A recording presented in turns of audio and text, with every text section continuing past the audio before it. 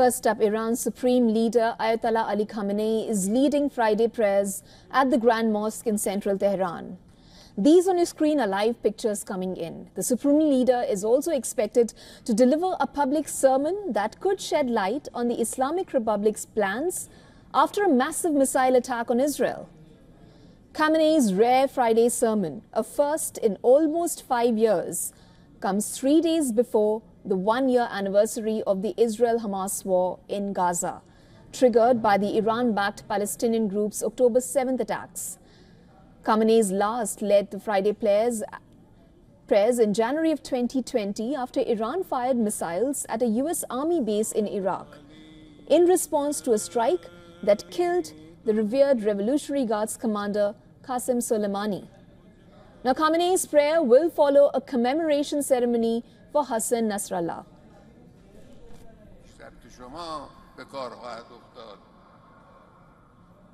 این منطق قرآن و سیاست قرآنه. نقطه مقابل این سیاست And for more on this, our correspondent Gadi Francis now joins us live from Beirut, and she's joining us on the phone line. Gadi, tell us about the latest that you know of the strikes in Beirut and the retaliation from Hezbollah. Good morning from Beirut. We are being attacked from different places in Lebanon. To start with the capital, Beirut, last night was one of the most violent nights in this week.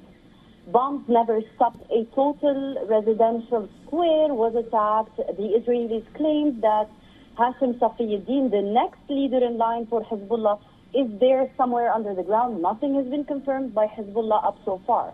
But in the aftermath, tens of houses are destroyed.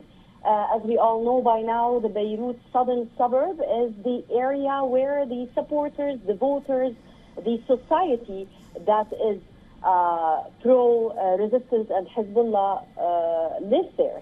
So these places are being attacked. People here are reminiscing everything that happened in Gaza. On this morning, 3 of the rescuers were trying to lift the rubble when they were attacked also by drones. In the south, there are tit-for-tat attacks. The Hezbollah resistance groups, designated resistance in Lebanon, they are firing rockets at multiple places from Haifa to other settlements. Kiryat Shmuna and other borderline settlements are all under the attack of the rockets.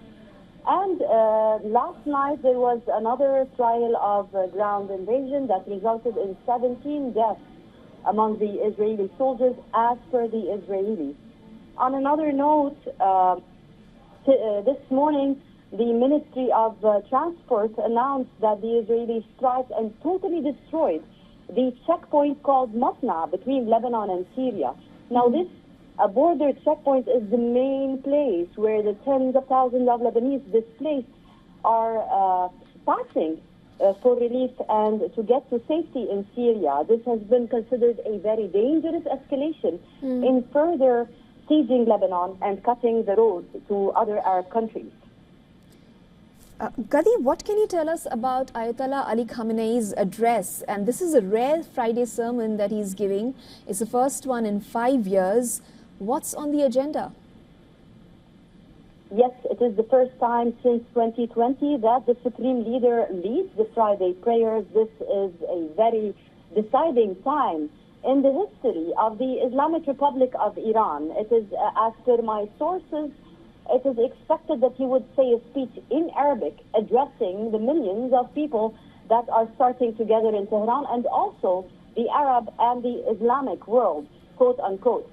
The thing is, it is expected this comes in the same time simultaneously the foreign minister of Iran, Araqji, has arrived in Lebanon alongside with tons of aid and relief in health, medical needs, and also in babies and children food for now. It is expected that Iran will go on in supporting Lebanon, as they have said.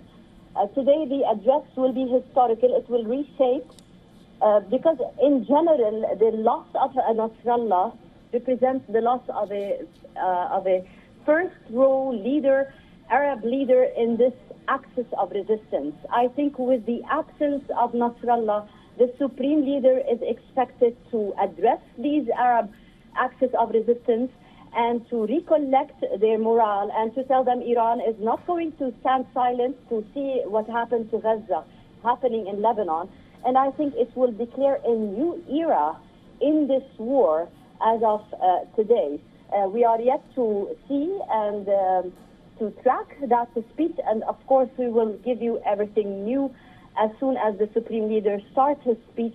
I want to repeat, as per our exclusive information, he is expected to address in the Arabic language, not in the Persian. Okay, Gadi, just for the sake of our viewers, if you could quickly explain to us how the language of his sermon matters here. Well, in general, Iran is an Islamic republic, but Iran is Persia. Iran speaks a different language than the millions and the hundreds of millions around the world who are also Islam. In Palestine, in Lebanon, in Syria, in Yemen, in Bahrain, in Iraq, these people, these millions who have mourned Nasrallah are Arabic speakers. Right. And ideologically and also politically, they all belong to this axis of the resistance. I suppose with the absence of the top leader in the Arab axis of the resistance, the Persian supreme leader is expected to address them, to fill that absence, to mourn together. We have to reiterate that this is the first tribunal that is happening for the late chief of Hezbollah, Hassan Nasrallah. So it is expected, like when he speaks in Arabic, this further reiterates the bond between the Islamic Republic of Iran and the nations, the Arab-speaking nations from Lebanon, Palestine, Yemen, and all what is now known as the axis of the resistance. So today, the Supreme Leader will not only speak to the people of Iran or the world, he will speak to the axis of resistance, and it would be the first time of such address since the assassination of Sayyid Nasrallah 1 week ago. Okay, thank you so much, Gadi, for joining us with those details, and we will establish a connection with you in a short while as well. For all the latest news, download the WION app and subscribe to our YouTube channel.